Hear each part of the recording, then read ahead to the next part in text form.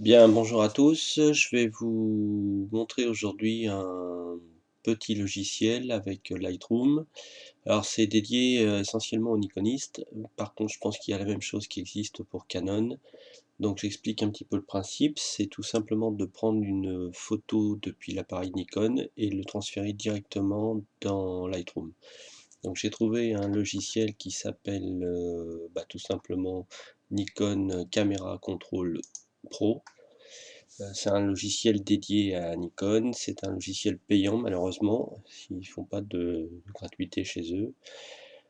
Donc voilà le logiciel en question. Et voilà, donc j'ai connecté via un port USB mon PC avec le D200, que vous connaissez tous. Et à partir de là, j'ai tout simplement la main mise sur mon appareil photo directement. Alors pour ça, ça se présente donc sous cette petite fenêtre. Alors moi je n'ai pas le Live View sur mon appareil. Ceux qui l'ont, vous aurez un bouton supplémentaire ici, et ça vous permettra de voir une petite fenêtre avec ce que voit l'appareil. Moi j'en ai pas, donc je peux pas utiliser cette propriété. Alors dessus j'ai mon mode d'exposition, donc là je vois mon mode manuel, mon mode de priorité ouverture qui est le mode A, le mode S qui est la priorité vitesse, et le mode P qui est le auto-programmé. Donc à partir de là, là je peux choisir d'ici, changer directement, hein. Je peux changer ma vitesse d'obturation si je suis en priorité vitesse, bien sûr. L'ouverture, c'est ce qui nous intéresse puisqu'on est en priorité ouverture. Donc là, je suis à F13. Alors avec les petites flèches, vous descendez, ou alors directement avec le curseur, vous bougez. Donc 3,5 c'est mon objectif, et le maximum F22. Donc bien sûr, en dessus, il change tous les paramètres instantanément. Vous pouvez faire une correction d'exposition, donc c'est plus ou moins 0,1 IL, ou jusqu'à 5 je crois de mémoire. Voilà, moins 5 pour le mien, jusqu'à plus 5, hein. Donc là je vais être cramé, et ici je vais donc être sous-exposé. Donc on peut faire pareil pour le flash. Alors, je vais remettre ça à 0, c'est quand même mieux. Alors voilà. Le décalage du programme, donc ça c'est pour le mode P uniquement, donc j'ai pas la main pour l'instant. Je peux aussi changer de mode d'exposition, vous voyez, directement en cliquant sur la barre ici. Donc là, je reviens pour changer mon paramètre, notamment F4. Ma matricielle qui est ici, si je veux la modifier également. Je peux changer donc également mon curseur de mise au point. Vous voyez, c'est quand même relativement bien foutu. La sensibilité ISO, bien sûr, hein. Donc moi je m'arrête à 1600, mais vous pouvez aller plus loin si votre appareil le permet. La balance des blancs. L'unité de stockage, donc ça c'est votre format de prise de vue. Moi je suis en F, en RAW, qualité optimale. La largeur il vous l'a mis, il l'indique, pardon. La compression RAW si vous le voulez. Alors mécanique, là ça vous permet de gérer donc le mode bracketing. Vous cliquez dedans, vous faites un réglage. Donc là moi je suis en ouverture seulement, je peux le mettre aussi avec le flash et l'ouverture, ou seulement le flash. Le total de prise de vue, donc là je peux choisir jusqu'à 9 prises de vue. D'accord, en général moi je m'arrête à 5. L'intervalle du bracketing, donc là on peut le mettre en 0,5 ou en 1, moi je me mets à 1. Ici vous avez le sens du bracketing, alors sous-exposé d'abord, la mesure 0, surexposé ensuite. Vous pouvez changer mesure sous-ex, et puis inverser le... Enfin c'est pas vraiment inversé, vous faites d'abord votre mesure normale à 0, et ensuite il part du sous-ex, c'est-à-dire de moins 2, plus 1, et ainsi de suite. Plutôt l'inverse, sous-ex c'est moins 2, moins 1, plus 1, plus 2. Voilà, donc vous avez un petit récap ici pour ce que vous faites. Le mode, donc là vous pouvez aussi changer toujours manuel priorité ouverture, y compris dans cette petite page. Qu'est-ce que je peux vous montrer d'autre? Non, c'est tout pour ici. Donc ça, je fais OK. Donc ça, c'était pour le bracketing. Le mode de AF ponctuel aussi, ça c'est ce qui est possible de mettre sur l'appareil. Alors moi, il est par défaut en AFS, c'est le ponctuel. Je n'ai pas la main mise directement ici, il faut aller dans appareil, et puis là vous pouvez changer vos réglages. Donc c'est dans réglages personnalisés par exemple, je clique dedans, et là vous allez pouvoir l'autofocus, Centrale pondérée, ça c'est aussi un autre truc. Non, je vais pas l'avoir. Donc là, c'est pareil. Alors, vous retrouvez tout ce que vous avez dans les menus de votre appareil photo. Bon, là, ça va pas vous parler si vous n'avez pas le même que le mien, bien sûr. Alors, je sais plus où ça. Il doit y avoir un truc pour l'autofocus où je peux gérer la mise au point en mode AFS. Ben, là, c'est tout simplement ici. Déclenchement, ça va être le AFC. Voilà. Donc, ça, c'est une chose.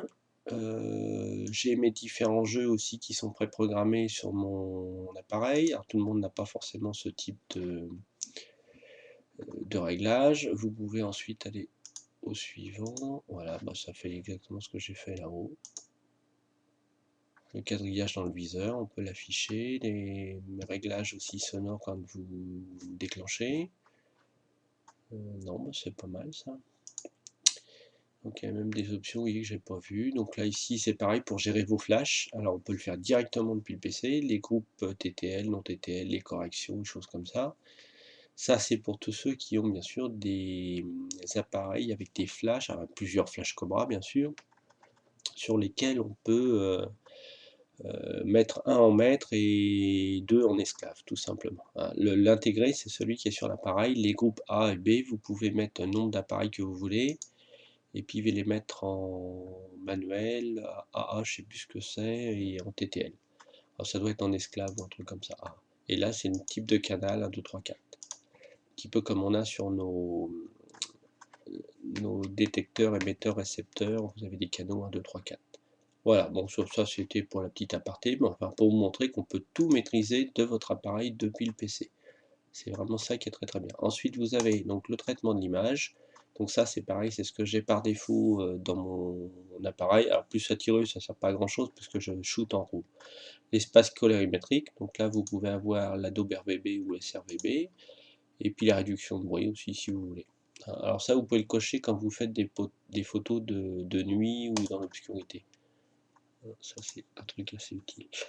Alors ici donc on a vu les paramètres, vous pouvez régler tout un tas de petites choses. Pour régler le bracketing, c'est ce qu'on a vu tout à l'heure, activer bien sûr le contrôle du boîtier. Alors l'image, moi je n'y ai pas accès, je ne sais pas pourquoi, je pense que ça doit être lié au Live View, donc comme je ne l'ai pas, je ne peux pas vous montrer. Paramètres, donc là je pense qu'on peut enregistrer des paramètres par défaut et les recharger si besoin est. Les outils, masquer les commandes de l'appareil, donc aucun intérêt. Les options de transfert, bah là c'est là où je range mon dossier une fois que mes photos sont prises. Alors ça va être important pour Lightroom. Donc moi je l'ai sur un disque à part dans mes photos en cours Nikon Capture Pro 2. Voilà. Donc ça va être utile, je vous dis, pour Lightroom. Donc je suis sur ce disque là, Nikon Capture Camera Pro, le voilà, il est là. Donc dès qu'une photo va être prise, elle va se rentrer dans ce fichier là. Voilà. Je vais le réduire, je vais vous montrer ça après. Ensuite, la dénomination de mes fichiers, donc là je peux changer les noms, faire ce que j'ai envie. D'accord. Lorsqu'une nouvelle image est reçue par l'appareil, donc ne rien faire, ou alors je peux, alors j'ai pas connecté NView qui est un programme aussi de Nikon. Bon, ça c'est vous qui voyez si vous voulez le connecter ou pas, je vous conseille pas, ça n'a pas de grand intérêt. Donc voilà pour le transfert d'image. Qu'est-ce qu'on a d'autre? Vous avez d'autres options, prise de vue, donc ça c'est des touches raccourcies que vous pouvez gérer. Alors vous pouvez mettre CTRL majuscule ou ALT, ou là comme ici, la F plus la prise de vue, donc c'est CTRL et majuscule en même temps appuyé. Et puis vous pouvez réaffecter, je sais pas pourquoi il y a des lettres là. Là on peut peut-être rentrer une, comment ça s'appelle, un ordre alphabétique ou des choses comme ça. Bon, c'est pas une prise de vue, c'est pas le nombre. Hein. La gestion des couleurs aussi, si vous avez des profils colorimétriques à mettre, ça c'est, moi je le laisse par défaut. Ça c'est pareil, j'y touche pas. Donc, on a vu à peu près le tableau général. Vous avez bien sûr l'aide avec le support technique qui vous expliquera un petit peu comment fonctionne Caméra Raw, Caméra Raw, pardon, Caméra Control, donc la disposition à l'écran, voilà. Et là, vous voyez donc le Live View, dans ce que je vous parlais tout à l'heure, hein, l'appareil qui est connecté, et ainsi de suite. Voilà, bon ça c'est pour l'aide, si vous avez des questions supplémentaires. Ensuite, il y a ces deux boutons-là. Ça c'est important. Ça c'est l'autofocus et la prise de vue. Donc je vais faire un déclenchement, vous allez voir, vous allez entendre ma mise au point se faire. Et ensuite, non, je vais commencer pardon, par celui-là, la prise de vue. Donc là, il ne va pas du tout déclencher avec l'autofocus. Donc vous allez entendre, voilà, il n'y a pas eu d'autofocus. Voilà ma photo qui est apparue et qui apparaît derrière en fond directement dans Lightroom.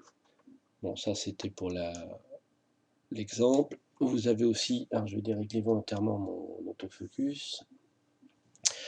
Vous allez faire l'autofocus, c'est-à-dire il va faire d'abord la mise au point et ensuite la prise de vue, contrairement à celui-là. Donc vous écoutez un petit peu. Voilà, donc il a fait son autofocus, il a fait sa mise au point. Sa mise au point, pardon, ce qui est l'autofocus, et il a fait sa prise de vue derrière. Voilà, donc ici, vous avez la photo qui s'est réalisée. Bon, là, je suis sous-exposé, hein, mais c'est pas le but non plus de cet appareil. Alors, je reviens, hop, j'ai perdu caméra contrôle. Il est. Donc voilà ce qui se passe quand on prend la prise de vue. Donc maintenant, je vais vous expliquer comment ça apparaît ici. Donc, je vais supprimer ça. Supprimer du disque et supprimer du disque. Donc je fais pour apparaître directement dedans une importation automatique. Donc je l'ai rangé dans mes trucs habituels. Je vous montre par contre où ça se trouve. Vous allez donc dans Fichier, pardon, Importation automatique, activer l'importation automatique. Par défaut, vous n'y avez pas accès, il faut d'abord faire des paramètres. Donc vous y allez. Donc il faut remplir alors le dossier de contrôle, vous sélectionnez. Et donc ce dossier de contrôle, c'est celui que j'ai mis tout à l'heure, tout simplement depuis le caméra contrôle pro. Donc c'est ce dossier-là. D'accord? Donc il va importer, dès qu'une photo va être dedans, il va la détecter tout seul. Il n'y a pas besoin de faire autre chose. Ça n'empêche pas la détection après quand vous rentrez vos cartes. C'est vraiment lié à la capture de la prise de vue.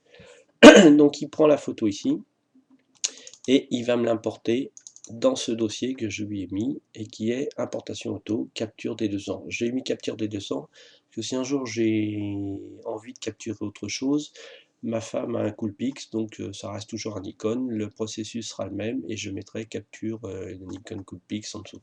Voilà, donc c'est pour ça, c'est pour différencier mes deux appareils que j'ai lié ça. Vous pouvez faire seulement importation automatique ou un autre nom, hein, vous êtes pas lié à ce truc-là. Donc voilà pour la petite histoire, je vais replier ça de suite. Donc c'est bien mon fichier, mes photos capture, et ensuite déplacer vers, donc là je vous ai montré le deuxième qui est capture D200 qui va apparaître dans Lightroom ici. La dénomination ensuite, là vous pouvez choisir ce que vous voulez, la date, nom du fichier, moi je mets toujours nom personnalisé, la séquence, toujours ma petite séquence, alors pas 110 mais 100, je sais pas pourquoi j'ai mis ça, hop, voilà. Les paramètres de développement, donc là vous pouvez choisir, mettre en noir et blanc, faire ce que vous voulez, c'est dans les paramètres prédéfinis de Lightroom, on en reviendra une autre fois. Les métadonnées, je peux mettre un copyright, ce que je veux dessus, voilà. Il faudra que je le change d'ailleurs, on est en 2013. Les mots-clés, alors par contre j'ai mis un mot-clé qui est capture des 200, je le changerai pour le Nikon Coolpix, vous pouvez mettre autre chose si vous voulez, ou mettre la prise de vue, je sais pas, feuille morte ou un truc comme ça, ça c'est vous qui voyez. Voilà, et puis c'est à peu près tout, donc la photo se fait toute seule directement. Donc je reprends une photo, voilà, donc il transfère lui l'image, la photo est prise, il le met bien donc là-dedans, et elle arrive dans Lightroom, et dans Lightroom je n'ai plus qu'à faire mes réglages de paramètres comme d'habitude. Voilà, j'espère que ça va vous aider pour faire vos prises de vue directement chez vous, connectés à votre PC. Merci, à bientôt, au revoir.